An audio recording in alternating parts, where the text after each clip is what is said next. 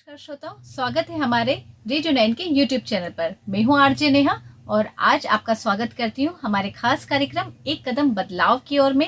एक ऐसा कार्यक्रम जो समाज में सकारात्मक परिवर्तन लाने के लिए समर्पित है।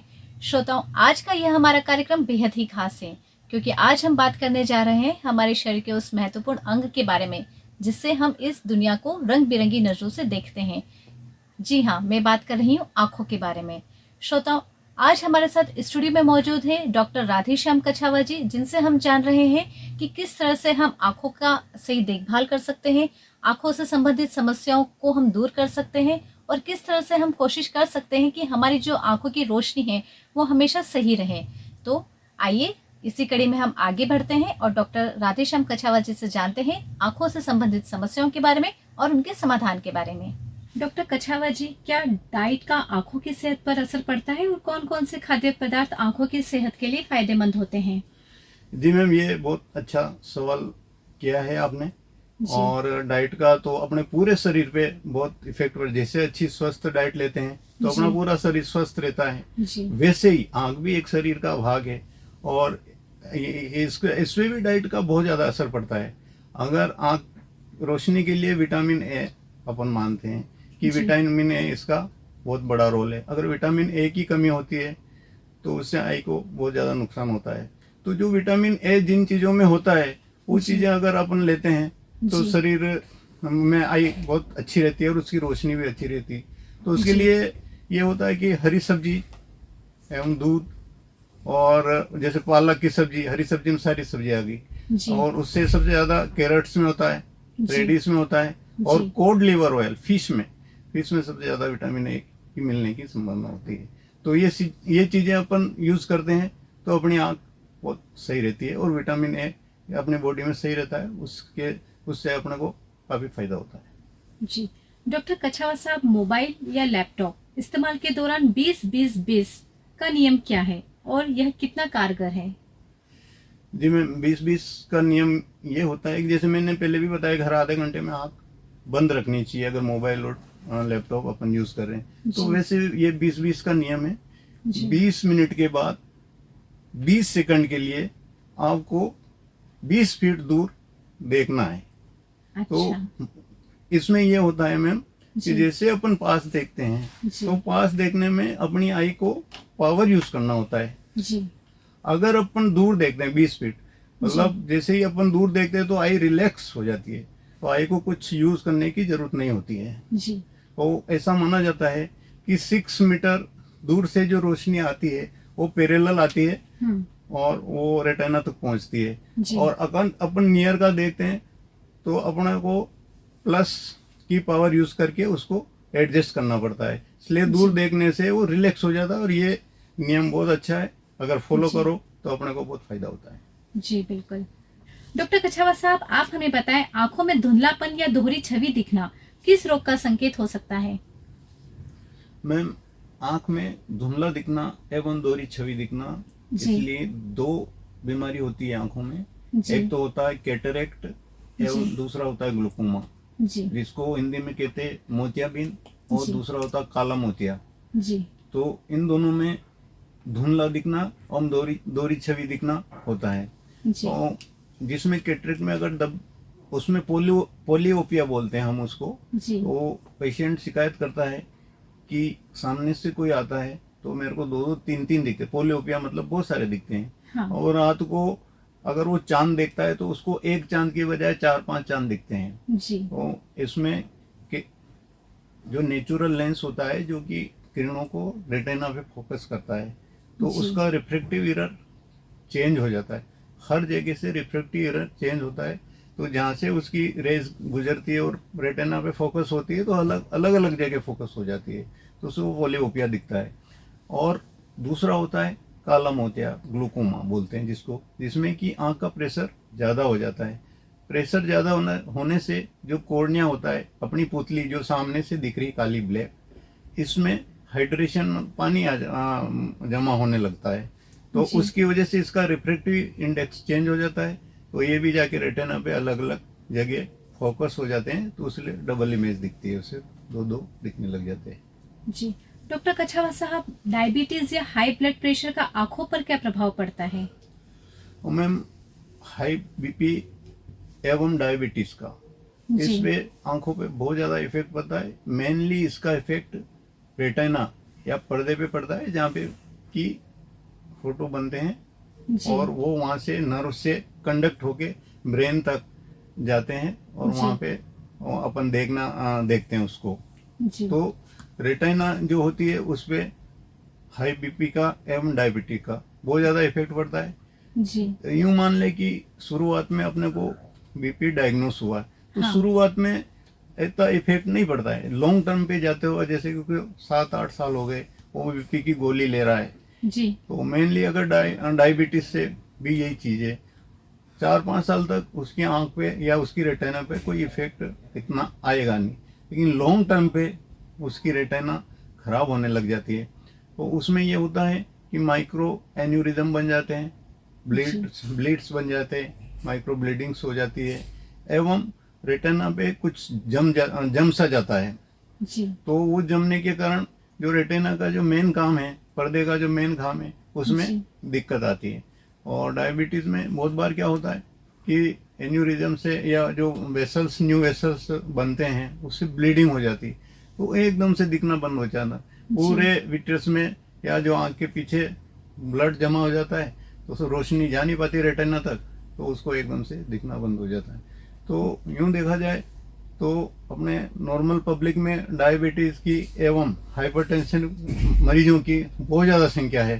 तो उसको मानते हुए देखा जाए तो इससे हर साल बहुत सारे लोग ब्लाइंड हो जाते हैं। तो बहुत सारे लोगों को यूं ध्यान भी नहीं रहता है कि अपना आंख की जांच करवानी और अर्ली डिटेक्शन करना रेटिनोपैथी, जिसको हाइपरटेंसिव रेटिनोपैथी बोलते हैं, डायबिटिक रेटिनोपैथी बोलते हैं। अगर इनका अर्ली डिटेक्शन हो जाए एवं इनका हर 3 महीने में या हर 6 महीने में उनके फंडस की, उनके रेटिना की रेगुलर जांच होती रहे, तो उसका प्रोग्रेशन कैसा है और उस प्रोग्रेशन को कैसे कम किया जाता है, या लेजर से उसको बर्न करना है या कोई दवाई से उसको ब्लीडिंग को रोकना है, ये सारी चीजें अगर बीच बीच में करते रहते हैं अपन, तो उसकी रोशनी बचाई जा सकती है, वरना बहुत सारे पेशेंट्स ब्लाइंड हो जाते हैं इससे जी। डॉक्टर कछावा साहब, क्या समय के साथ चश्मे का नंबर बदलता रहता है? क्या यह सामान्य है?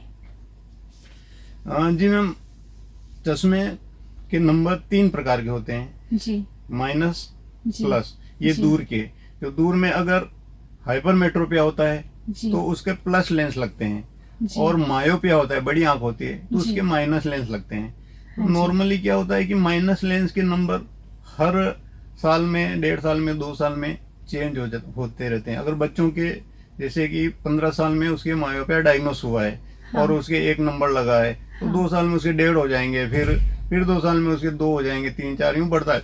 तो इसको बोलते हैं प्रोग्रेसिव मायोपिया। अगर ये नंबर -6 से ज्यादा हो जाता है, इसको पैथोलॉजिकल मायोपिया, मतलब बीमारी हो जाती मानते हैं उसको। तो ये नंबर चेंज होते रहते हैं। एक होता है प्रेस बायोपिया। तो प्रेस बायोपिया अपन पढ़ने के लिए यूज करते हैं। नॉर्मली 40 साल के बाद हर आदमी को, अगर नॉर्मल उसका विजन है, 6 महीने में, साल भर में, शुरुआत में 40 की उम्र में प्लस 0.75 लगता है उसके बाद हर 1.5 साल, 2 साल में फिर 1 लगेगा। अगर 45 की उम्र तो 1.5 लगेगा, मतलब प्लस 1.5। 50 में +2 लगेगा, 55 में 2.5 लगेगा, और 60 की एज तक +3 नंबर नियर के लगते हैं प्रेस बायोपिया में। तो ये 60 पे जाके स्थिर हो जाते हैं। तो ये सारी सामान्य चीज है, लेकिन इसमें एक चीज होती है, अगर किसी को ग्लूकोमा डायग्नोस नहीं हो रहा, ग्लूकोमेटाइटिस आई है, तो उसके नियर के चश्मे फ्रिक्वेंटली चेंज होते हैं। 6 महीने या 3 महीने में उसके नियर के चश्मे चेंज हो जाते हैं। अगर ग्लूकोमा है उसको, तो नियर के चश्मे अगर फ्रिक्वेंट चेंज हो तो ये भी एक साइन होता है, उसको टेंशन न पाना चाहिए, तो उसको ग्लूकोमा निकल सकता है। जी बिल्कुल। डॉक्टर साहब, आंखों में सूखापन की एक आम समस्या बनती जा रही है, इसका क्या कारण है और इसके क्या उपचार हैं? मैम, ये बहुत अच्छा सवाल किया है जी। अपने लाइफ स्टाइल जैसे जैसे चेंज हो रही है, तो लाइफ स्टाइल की वजह से ही ये आंखों में ड्राइनेस या सूखापन या ड्राई आई, ये सारी चीजें लाइफ स्टाइल की वजह से ही हो रही है। तो सबसे पहला इसका जो रीजन है, कल्प्रिट है, तो ये तो मोबाइल ही है। मोबाइल से अपन बहुत ज्यादा पास रह रहे हैं और स्क्रीन टाइम अपना बहुत ज्यादा हो रहा है। तो सबसे पहले मोबाइल से ड्राई आई होती है। दूसरा रीजन है कि अपन एसी में भी बहुत ज्यादा रह रहे हैं, तो एसी से भी ड्राई आई होने की संभावना बहुत बढ़ जाती है। तो तीसरा रीजन है कि इन्वायरमेंटल पोल्यूशन और ये सारी चीजें होती है, तो इससे भी आंखों में परेशानी हो रही है। ये 3 कारण बहुत ज्यादा हो रहे हैं। तो मेरा इसमें यही सुझाव है कि सबसे पहला जो रीजन है उसमें, जैसे मोबाइल अपन बहुत ज्यादा यूज करें, बच्चे बहुत ज्यादा यूज करें, डे टू डे वर्क में अपना मोबाइल का बहुत ज्यादा बढ़ गया है यूज। तो इसको जितना इमरजेंसी है या अपने को वास्तव में उसकी जरूरत है तभी यूज करें। बाकी सोशल मीडिया और ये जैसे देखने वाले ये चीजें अपन नहीं करें तो भी चल सकता है जी। तो दूसरी चीज ये है कि एसी यूज करने से भी, एसी में अपन ज्यादा रहे हैं तो उससे भी, पर अब ये तो अपनी लाइफ स्टाइल अभी चेंज होती जा रही है, इसका क्या कर सकते हैं। और तीसरा एनवायरमेंटल पोल्यूशन, अब धूल से, धुएं से, धूप से, इनसे प्रोटेक्ट करके अपन रखते हैं आइस को, तो भी उसे काफी फायदा होगा जी। डॉक्टर साहब, आप हमें बताएं कि क्या रेटिना की समस्या अचानक होती है या उससे कुछ शुरुआती लक्षण भी होते हैं? मैम, रेटिना की समस्या में अचानक भी हो सकती है एवं शुरुआती लक्षण भी होते हैं जी। रेटिना की समस्या जो अचानक होती या एकदम से जो रेटिना पे इफेक्ट पड़ता है या विजन लॉस हो जाता है जी। उसमें 2 चीजें होती है जी। एक तो रेटिनल आर्टरी ओक्लूजन एवं एक रेटिनल वेन ओक्लूजन। हाँ। तो इसमें से उसके ब्लड प्रवाह रुक जाता है जी। तो विजन अपना सडन विजन लॉस हो जाता है। या तीसरी चीज होती है कि कॉर्टिकल ब्लाइंडनेस, ब्रेन में ही कुछ ऐसा हो जाए, ब्लीडिंग हो जाए, कुछ हो जाए तो एकदम से विजन लॉस हो जाता है। बाकी जो ग्रेजुअल रेटिना की समस्याएं होती है जी। तो उसमें हाइपरटेंसिव रेटिनोपैथी, डायबिटिक रेटिनोपैथी, ये मेन समस्या है जो ग्रेजुअली होती है जी। या रेटिनल डिटैचमेंट अगर शुरुआती कोरोइडल इन्फ्लामेशन होता है तो ये समस्याएं ग्रेजुअल होती है। उसमें पेशेंट का ये कंप्लेन रहती है कि उसका धीरे धीरे नजर कम पड़ती जा रही है। हाँ। या उसको कॉन्ट्रास्ट एवं कलर सेंसिटिविटी, कलर जो पहले ब्राइट दिखते थे या कॉन्ट्रास्ट जो ब्राइट दिखता था वो धीरे धीरे उसका कम होता जा रहा है। या रेटिना की में अगर कुछ सूजन होती है तो अपन चौकोट चीज को देखते तो टेढ़ी मेढ़ी चीजें दिखेगी, सीधी लाइन है तो उसको टेढ़ी मेढ़ी चीजें देगी, तो ये उसके साइन हो जाएंगे ग्रेजुअली धीरे धीरे जो बढ़ती है। तो आजकल की लाइफ में हाइपरटेंसिव रेटिनोपैथी एवं डायबिटिक रेटिनोपैथी ये मेन चीजें हो रही है पब्लिक में जी। डॉक्टर कछावा जी, आप हमें बताएं, बुजुर्गों में मोतियाबिंद कब ऑपरेशन योग्य होता है? मैम, बुजुर्गों में जो मोतियाबिंद होता है मतलब 50 साल के बाद, 45-50 साल के बाद जो दोनों नेचुरल लेंस होता है उसमें ओपेसिटी आना चालू हो जाता है, उसको मोतियाबिंद बोलते हैं जी। तो ज्यादा उम्र में मोतियाबिंद की वजह से जो रोशनी कम होती है उसके ऑपरेशन के लिए पहले जो अभी के ट्रेंड्स चेंज हो गए। पहले तो क्या होता था कि मोतियाबिंद पूरा पक जाता था, पूरा मेच्योर हो जाता था, उसकी रोशनी बिल्कुल कम हो जाती थी। हाँ। तब वो ऑपरेशन करवाते थे। लेकिन अब ट्रेंड्स ये हो गए हैं कि अगर उसके डे टू डे वर्क में किसी के भी मोतियाबिंद है और उसका डे टू डे वर्क में उसको प्रॉब्लम हो रही है, जैसे कि ऑफिस गोइंग है कोई और उसको दिखने में, लिखने में, पढ़ने में प्रॉब्लम हो रही है, या कोई उसको ड्राइविंग में प्रॉब्लम हो रही है, तो तब भी वो ऑपरेशन करवा सकता है। मेनली मोतियाबिंद में क्या होता है, शुरुआत में नाइट ड्राइविंग में बहुत दिक्कत आती है, तो उसके जो सामने से हेडलाइट आती है वो बिल्कुल फैल जाती है। तो पेशेंट आते हैं हमारे पास कि सब रात को मैं गाड़ी चला नहीं पाता हूँ, तो मेरा यही सुझाव है, या बल्कि ये ट्रेंड ही बन गया है कि जब भी आपको दिक्कत आए और आपको चेक करवाए मोतियाबिंद हो तो उसको ऑपरेशन करवा लेना चाहिए। पहले अपन क्या उसका इंतजार करते थे कि ये पक जाए और उसके बाद ऑपरेशन करवाते थे जी। डॉक्टर कछावा जी, क्या आंखों की रोशनी अचानक जाना ग्लूकोमा या अन्य गंभीर रोग का संकेत हो सकता है? अचानक आंख की रोशनी जाना ये गंभीर रोग का ही संकेत होता है। जी। ऐसा अचानक जाती तो उसमें मेनली ये होता है कि आर्टरी ओक्लूजन या वीनस ओक्लूजन होता है। तो वो जो बंद हो जाती है आर्टरी या वेन जो बंद हो जाती है, उसका इलाज भी बहुत एक्यूटली करना, बहुत जल्दी करना पड़ता है, और तभी उसकी रोशनी बचाई जा सकती है। अगर उसमें डिले होता है तो परमानेंट विजन लॉस होता है। तो ये गंभीर बीमारी का ही संकेत होता है, एक अचानक रोशनी जाना। जी। डॉक्टर कछावा जी, उम्र बढ़ने के साथ नजर कमजोर होना क्या प्राकृतिक प्रक्रिया है या इसे रोकी जा सकती है? उम्र बढ़ने के साथ साथ रोशनी कम होना ये प्राकृतिक प्रक्रिया ही है। जी। जैसे कि बचपन में बहुत अच्छी रोशनी रहती है, ग्रेजुअली जैसे जैसे उम्र बढ़ती जाती है जी। तो आईज में एजिंग प्रोसेस भी चालू होता रहता है। जी। तो जैसे 40 की उम्र में जाके प्रेसबायोपिक पास के चश्मे आते हैं, तो धीरे धीरे लेंस में ओपेसिटी आ जाती है, और इन्वायरमेंट की वजह से और इन सारी वजह से कॉर्नियल ट्रांसपेरेंटी जो अपना जो पुतली दिखती है, जो ट्रांसपेरेंट होती है बिल्कुल, उसमें भी हल्का सा धुंधलापट आ जाता है। फिर एजिंग के 50 साल के ऊपर धीरे धीरे रेटिना भी वीक होने लग जाती है, या उसके कोई हाइपरटेंशन या डायबिटीज या और कोई रिनल डिजीज वगैरह कुछ होती है तो उससे भी डिपॉजिट होने लगता है। तो इन सारी चीज़ों से रोशनी में इफेक्ट पड़ता है। तो सामान्यतया ये कहा जा सकता है कि उम्र के जैसे जैसे उम्र बढ़ती है तो आंखों की रोशनी भी कम होती है। जी। डॉक्टर कछावा साहब, क्या आंखों की देखभाल से वृद्धावस्था में भी अच्छी दृष्टि बनाए रखी जा सकती है? हाँ मैडम, ये बहुत सही बात कही है आपने कि जैसे अपन उसका ध्यान रखेंगे आई का, और धीरे धीरे उनमें जो भी बीमारी होगी उसको, जैसे डायबिटिक रेटिनोपैथी है, हाइपरटेंसिव रेटिनोपैथी है, इनकी अगर सही इलाज किया जाता है, या आपके मोतियाबिंद हो गया है तो मोतियाबिंद का सही उपचार, कैटरेक्ट ऑपरेशन करवा लिया जाता है, और लेंस आजकल इम्प्लांट होते हैं तो अच्छे लेंस डलवा लिए जाते हैं, या उसको ग्लूकोमा है उसका टेंशन सही मेंटेन किया जाए, ड्रग से भी होता है। तो उससे भी ग्लूकोमा में ये होता है मैम कि परमानेंट विजुअल लॉस होता है, नर्व फाइबर डैमेज होते हैं, ऑप्टिक नर्व डैमेज होती है। अगर प्रेशर को सही मेंटेन किया जाए तो उसकी रोशनी प्रिजर्व की जाती। तो आपने बहुत सही कहा है कि अगर अपन उसकी मेंटेनेंस या विटामिन ए की अपन सही खुराक लेते रहें, या उससे सप्लीमेंट्स या डाइट में अपन इनकॉर्पोरेट करते रहें, तो अपन ये सारी चीज़ों का ध्यान रखते हुए उम्र के साथ अपनी रोशनी को प्रिजर्व अच्छे से ढंग से कर सकते हैं। जी।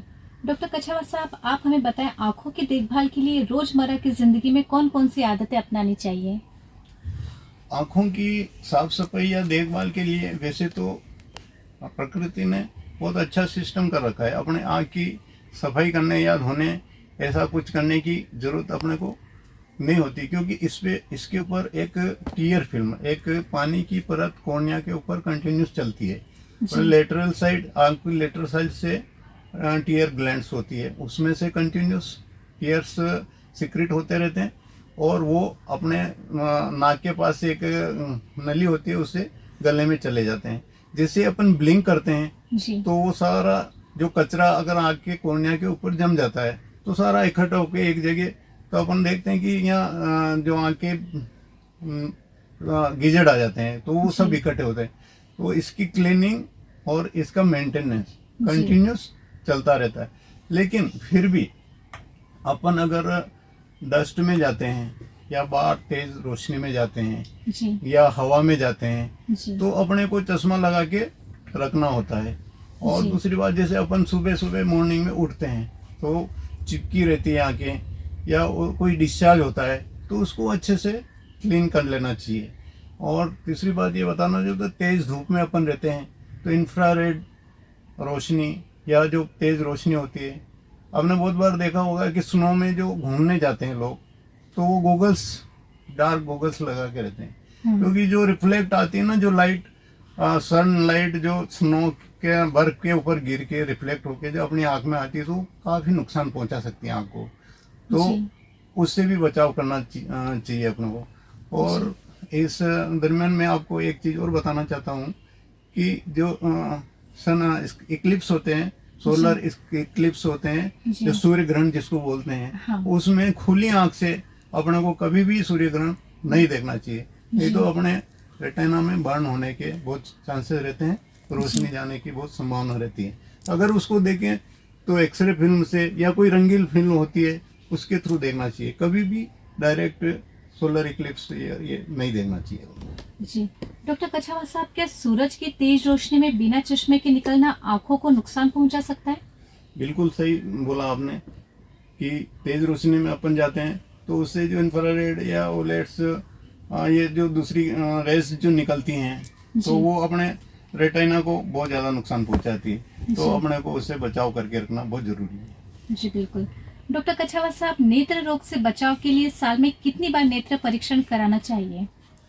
वैसे तो अगर अपने को समस्या हो तभी नेत्र परीक्षण उचित रहता है, लेकिन फिर भी अपने को साल में एक बार नेत्र परीक्षण करवाना जरूरी है। लेकिन जिसके बीमारी है, कोई भी रीनल डिजीज है या हाइपरटेंसिव डायबिटिक रेटिना, तो उसको हर 6 महीने में फंडस रेटिना के एग्जामिनेशन करवाना बहुत जरूरी है। या जिसके मायोपिक नंबर है उसको भी हर 6 महीने साल भर में उसके नंबर की चेक करवाना जरूरी है। या जिसको प्रेस बायोपिक भी है तो उसके प्रेस बायोपिक नंबर चेंज हो जाए तो उसको भी चेक करवाना बहुत जरूरी है। जी डॉक्टर कछावा साहब, क्या आयुर्वेद या घरेलू नुस्खों से आंखों की सेहत को लाभ पहुंचाया जा सकता है?